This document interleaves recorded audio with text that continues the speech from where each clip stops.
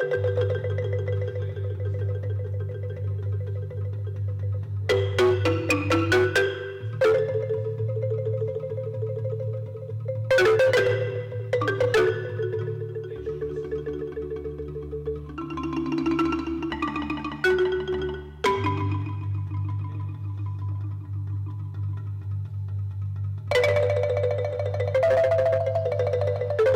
to today's RUC People. I'm very delighted to be joined by Nandipha Njomana Godfrey and her husband Eric Godfrey, who are well known to us here at RUC, both to those who attend the church in person, but I think also those who watch the online services for their wonderful music that they've contributed, both on marimbas but also singing.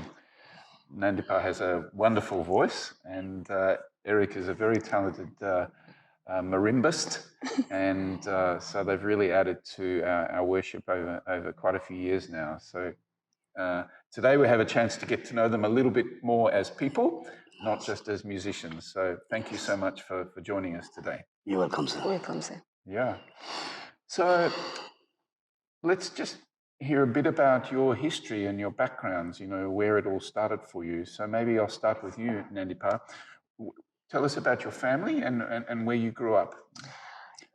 Okay. My name is Nandipha Njomana Godfrey. I was born here in Cape Town. I was raised by my mother. My father died when I was still a young baby. I think at the age of 2 years, I lost my father there was a taxi war of Kata and Kodeta, of which my father was the owner at that moment. So my mother raised me with some 4 of my siblings. So we're 5.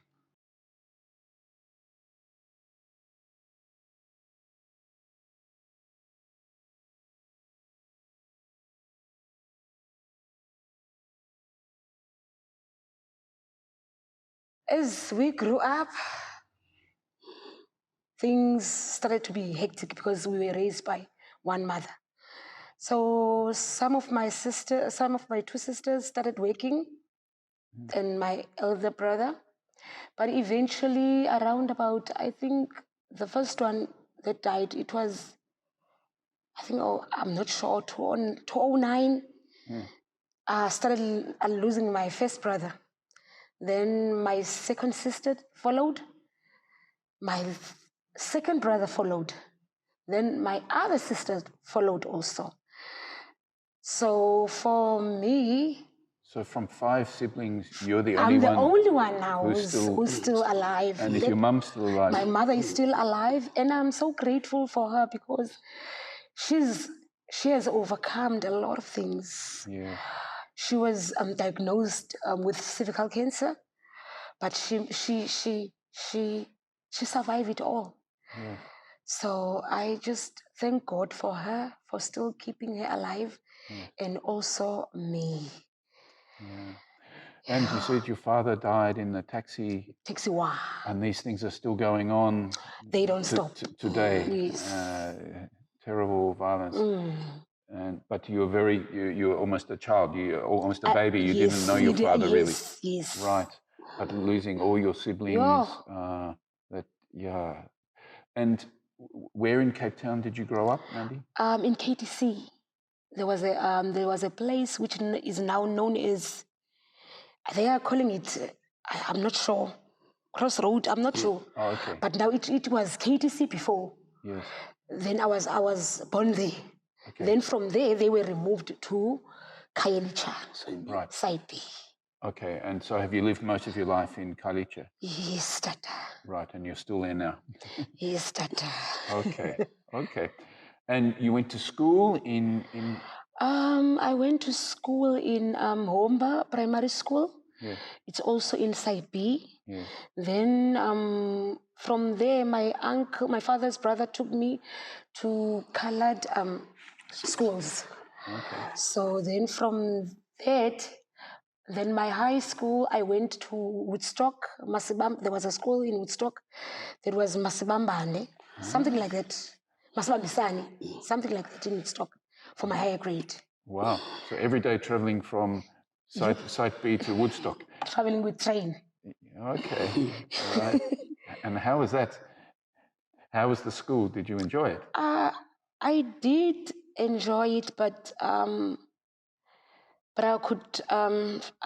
feel the sense of losing my siblings because, like, there's nobody who's gonna help you do some homework. Then it's like, who are you going to turn to? Because my uncle, my brother's father was a busy person with a wife. Okay, and the 5 siblings, where were you in the order? Were you the youngest, the oldest? I'm the last one. Okay, so you were the baby with the older siblings. Yes. And they just all died. Okay, that must have been very, very tough. Were you close to them? Very much. Yeah. Oh, I'm so sorry.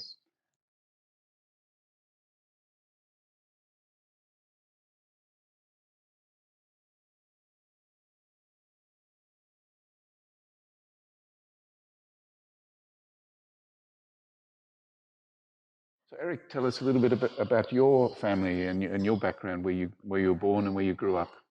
All right. And you say, I was born in Paarl, at a township called Mbekweni. I was born 1976. I grew up there in Mbekweni at my mother's parents' house. Okay. Of which my mother was not married to my father. Okay. You see, my father is a Sotho, is coming from Lesotho, Maseru. Okay. So they met each other in Paarl. And your mother is? It's a Xhosa. Right. Yes. I grew up there. And then I went to school to Langabuya Primary School.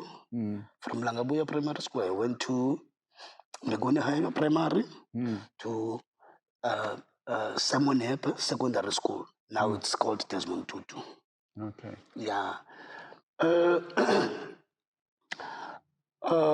I dropped school when I was doing grade 12. It was standard 10 then. Yes. You see, because of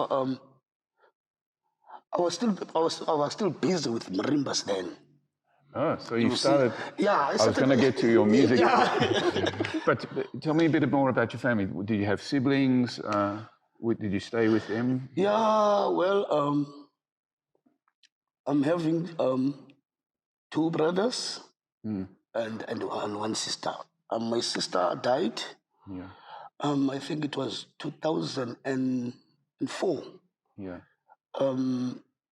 Someone broke the door in the house, raped her when she was asleep, and then the person shot her with a gun on the mouth while she was crying. It was a big trauma because we were staying with our uncle, and our uncle was a little bit abnormal person. Okay. You see, my sister was staying in the house, and my uncle was staying in the shack at the back. Then I was here in Rondebosch with my other musicians that I was busy with. We were about to go to Belgium, so we were busy with tickets and stuff like that. Then I got a call to come back to Paarl. And when I came back to Paarl, I hear that my uncle he was going to the old pay. And then he went to the LP. When he comes back to give my sister some money to do a groceries and stuff like that, he saw her with blood and all that kind of stuff. It was a big trauma.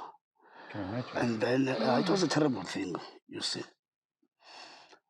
Of which I did overcome that, and there's no one that we know who did that. Yeah. You see. And then the police took some blankets with blood and her cell phone. They never came back with those things till today. Okay. Yeah. Yeah. Okay. And I'm having the other uncle is staying here in Milnerton, and then I'm having my mother's sisters, and my mother is still alive. Okay. And I lost a brother as well. Yeah. My brother, he was at the wrong place at the wrong time. He was working as an administrator at Pal Hospital, General Pal Hospital, yes.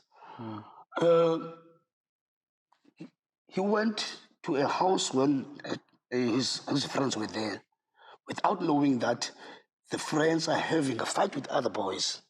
Okay. And then those other boys, they came in the house, and then his friends just ran away. And then he was sitting alone, asking, what is happening? Yeah. So they burned him with the house. Sure. Yeah. Yeah. So you both had terrible tragedy with siblings. Yeah. Yeah, and this year I lost my other elder son. Yeah.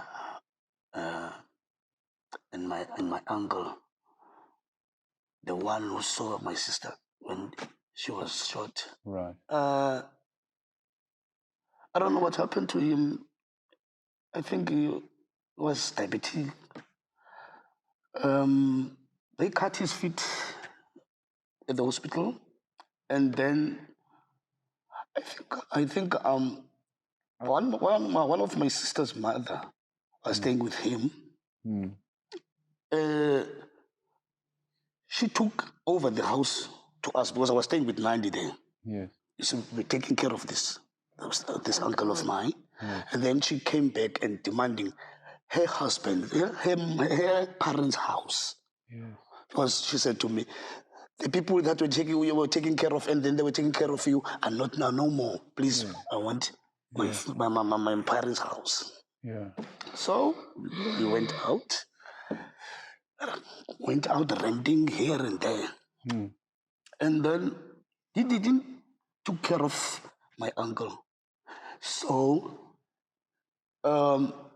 his feet got some worms, and then they decided to cut his leg. Sure. After that, it didn't survive. Yes. After a week, then he died. Yeah. There are a lot of burdens. Yes. Yeah. So we are people that are like orphans now, busy renting there and there. Yes. Of which it's like we are failing our kids. Yeah. You see? Okay. So let me come back to that, Eric. So I just want to go back to you, Nandi. So you went to school in Woodstock. You finished your schooling. What did you do when you left school?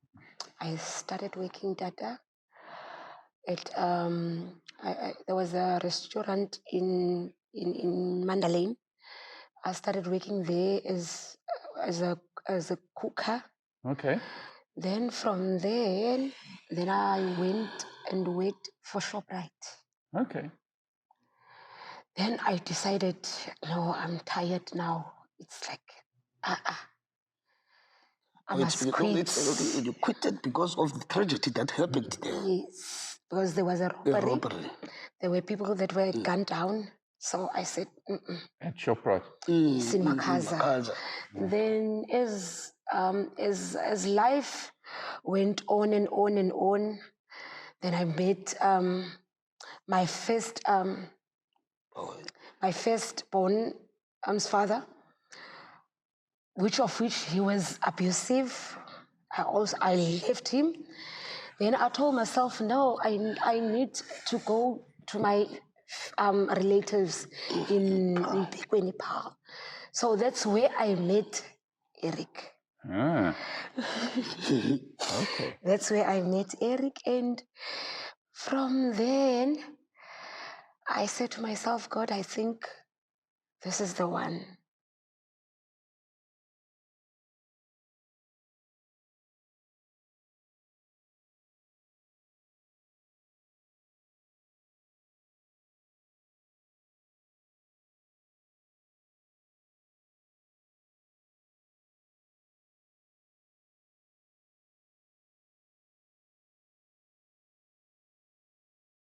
So you'd already had a child by then Yes, with another yes, father. yes. But then you met Eric? Okay, and how long ago was this? Oh, How long have you guys been together? It's from 2010. 2010, so it's about 12 years now. yes. Okay, From all right. 2010. And how many children have you had together? Two. Two. Two boys. Two boys. Two boys? And your firstborn, One it was a boy or a girl? It's a boy. boy also. Boy, so the boy is with you as well. So you have Three. three children. Yes, Dad. Okay, wonderful. Okay. So, Eric, tell me a little bit about your music, how this all started. All right.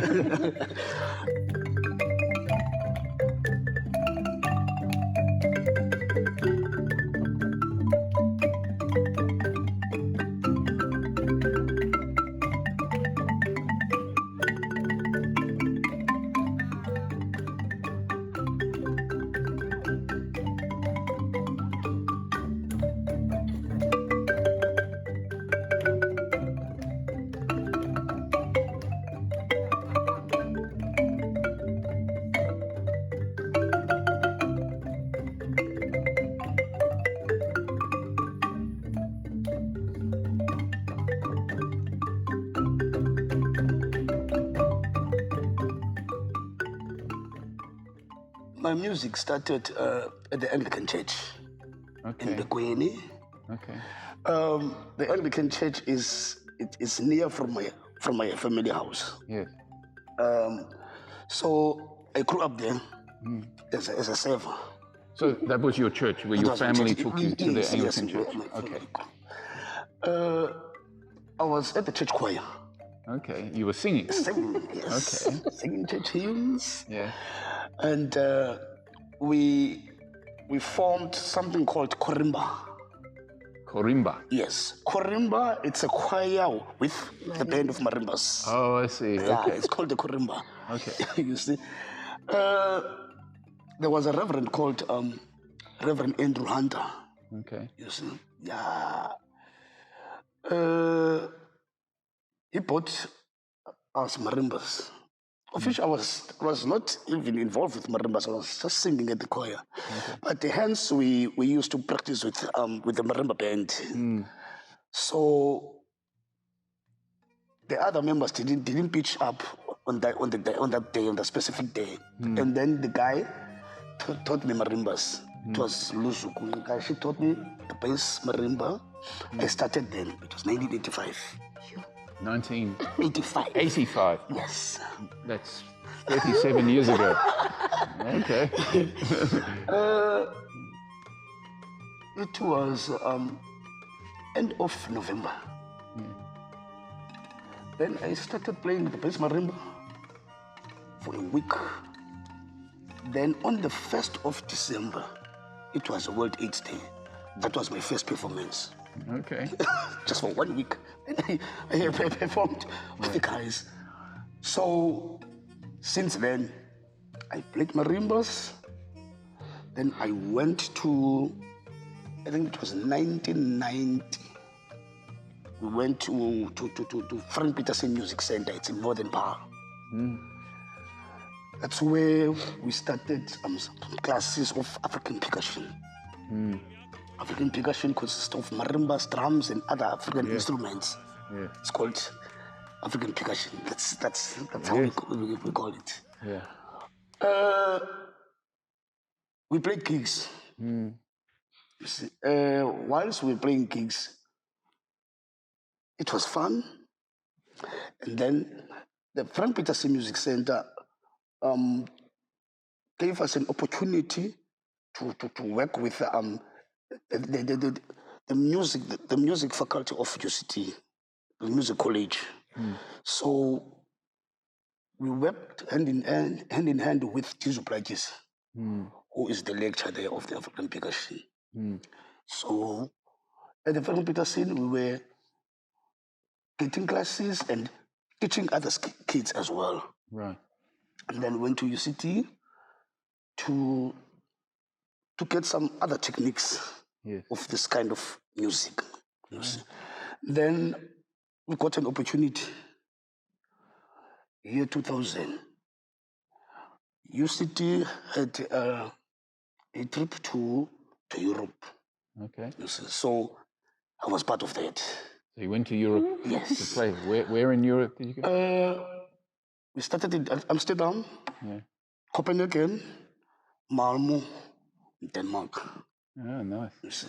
So we were doing music classes, teaching other kids there, and doing performances as well. Right. Yeah. Then that's the other things that made me to not finish my schooling. Okay. You see, so whilst I was at school, I was playing gigs, you know. Yeah. So I became lazy for the school. So I didn't finish my grade 12. But you enjoyed the music more. Enjoyed the music more, Yeah. and then it became my career. Yeah. You So, see. and you So- managed to make it a career? Yes, sir.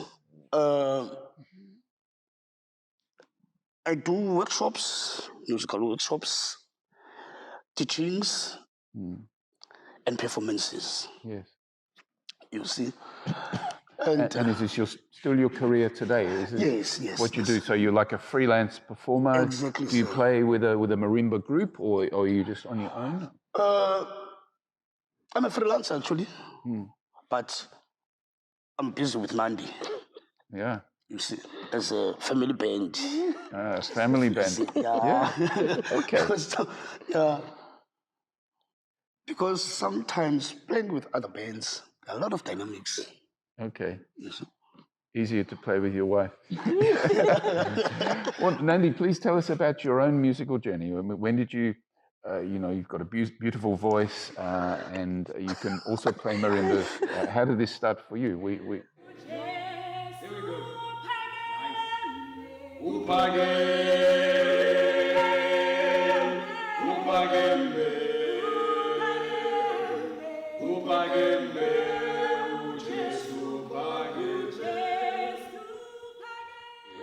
Yo, for me. How did you play marimbas?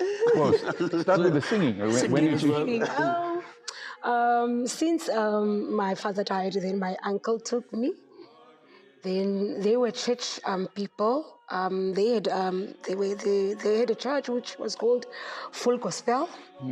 So I would listen when the youth is doing rehearsals. Then when they go out, then I would just go and take a mic and sing those songs they were rehearsing. And my aunt said to me, "No, man, your voice is actually beautiful. You must one day sing in church." I'm like, me? Sing in church? Because I'm a nervous person.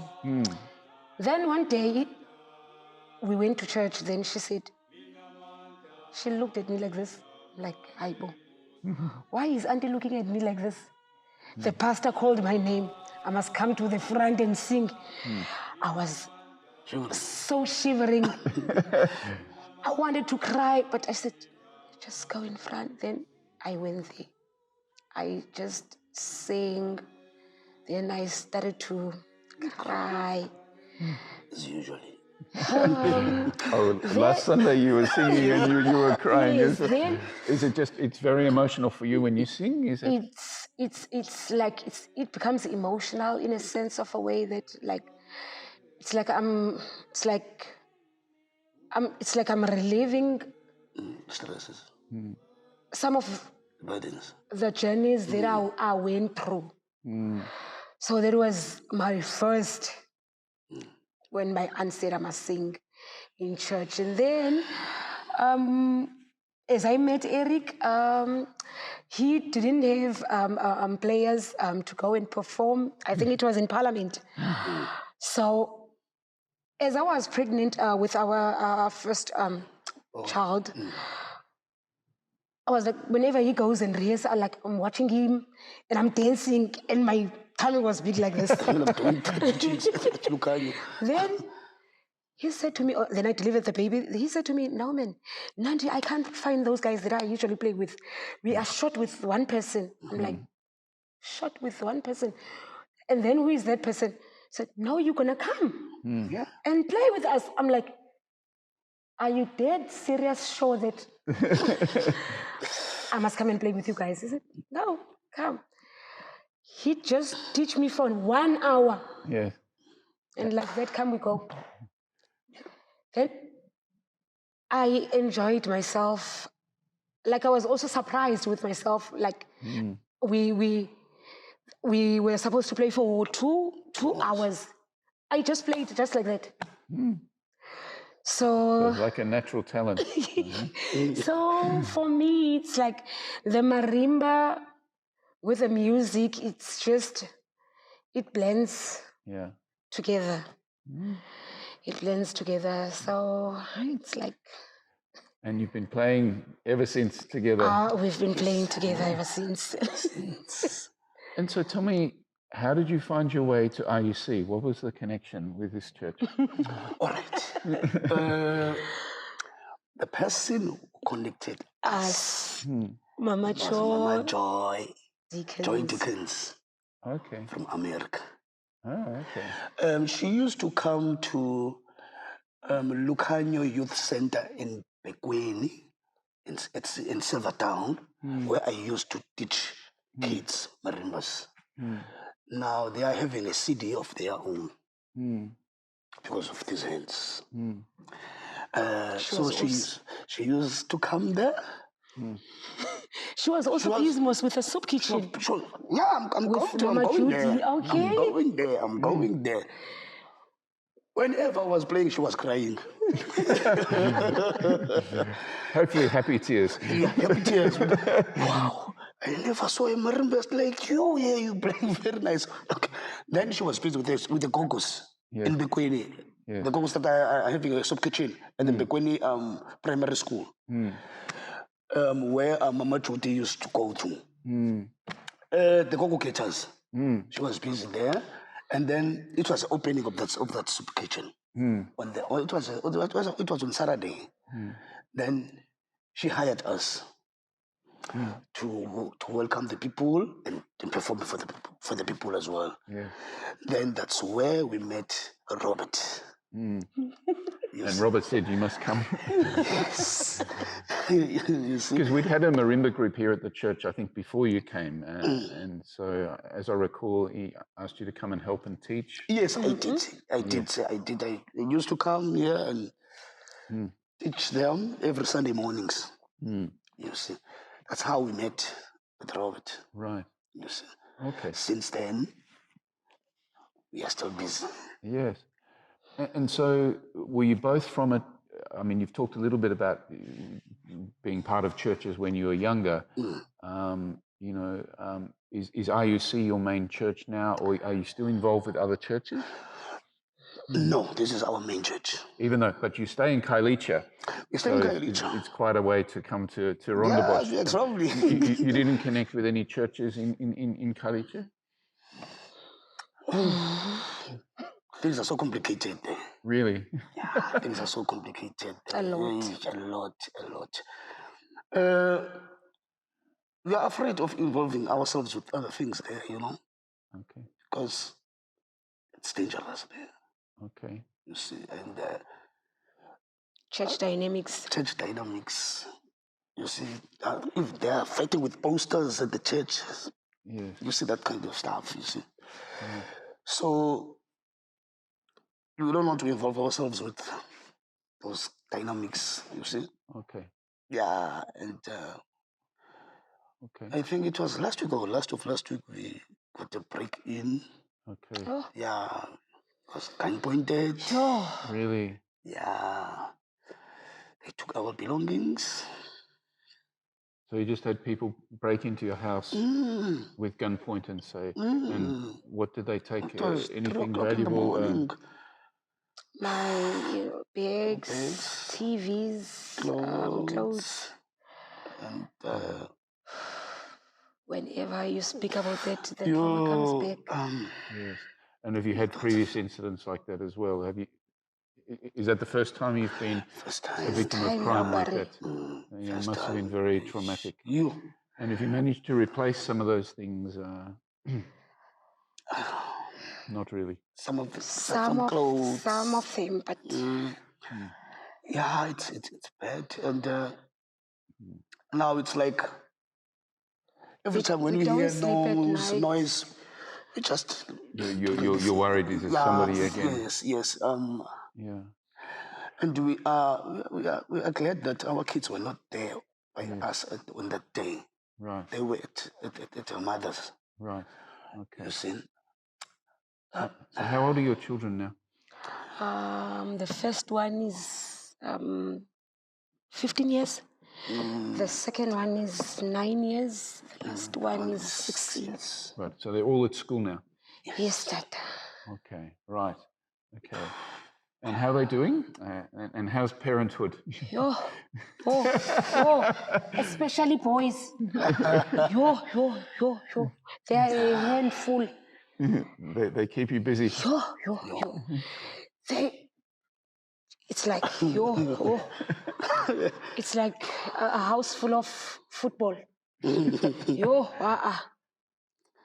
Yeah, you know, the other thing that is so challenging to us, it's the rental issue. It's so challenging, you see. It would be nice if we were saying we can have a house of our own. You see? But you're renting and so your income, you're freelancing, You see, Eric, exactly. and you're getting gigs. It's like we are making other people rich. You see? And I'm asking myself, when we are dead, how our kids are going to survive? They won't have a house. They won't have a home. Yes. You see? But we put God in front. God is always there. We ask Him prayers for miracles to happen. Eric, other than your performing and teaching with marimbas, have you done other kinds of jobs as well? I worked for the Catholic Welfare and Development, CWD. Okay. Yeah, I was working as youth coordinator there. Okay. Yeah, I was also teaching marimbas, kids. Of course. And organizing camps for the kids. Yeah. You see, and doing a motivational speaking for them to motivate them. You see, so that they can know what is best for them in life. Yes. You see. Unfortunately, CWG got bankrupt. So I started working for CWG from 1993. 2003 actually, sorry. 2003 up until 2011. Okay. And then they had problems. Yeah. I was working very nice there. Yeah. I was an all-rounder as well. You see, I was doing casework and referrals as well. Yeah. You see, I was working with DST as well. Yes. Transtain Social Development. Okay. Yeah. Yeah. It was fun. Yeah. It was nice working with people, helping people actually. Yes. Because sometimes we were handing out clothes and handing out the Food parcels and those black plastics to cover their shakes when it's flooding. Yes. You see, and all that kind of stuff. You see. Okay. Yeah. But now you're just mainly doing your freelancing, and but I guess COVID would not be great either. Oh, COVID killed us. Yes. COVID. Yeah, very tough for lots of people in the arts, music. That was a very difficult period. Yeah, sure. Even now, gigs are so scarce. Yeah. Yeah, because things are not really normal. Yes. You see. So life is challenging at the moment for you guys. Yeah, it's really challenging. It's really challenging.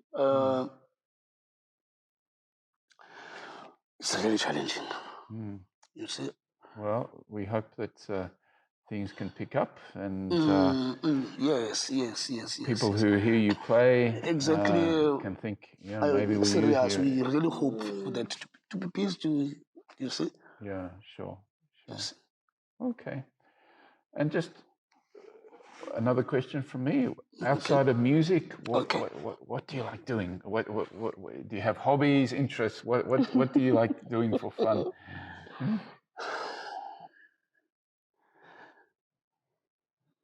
You know, I committed myself to music. Music is your hobby, is your passion, your interest. Yeah. Is your everything. It's my everything. It's my everything, sir. Yeah. You see, that's where I live. You see, Yeah. that's where I belong. Yeah. Yeah. You see, that's where I belong. You can call me by 2 o'clock, 3 o'clock, and tell me to come. I will come and play, or to teach, or to do workshops. You see, because I used to do drumming workshops. Like, let's say I'm having, let's say, around about 30 tourists, and I give each person a djembe drum. Right. You see, then teaching them different patterns to relieve the stresses. Have you done busking? You know. Yes, we've done busking. We were at the waterfront where we see you playing. At Stellenbosch Square Mall. We were doing busking there. Okay. At Stellenbosch Square So Mall. you can make some money that way. Yeah, but because of the COVID. Yes, less. Yeah. Sure.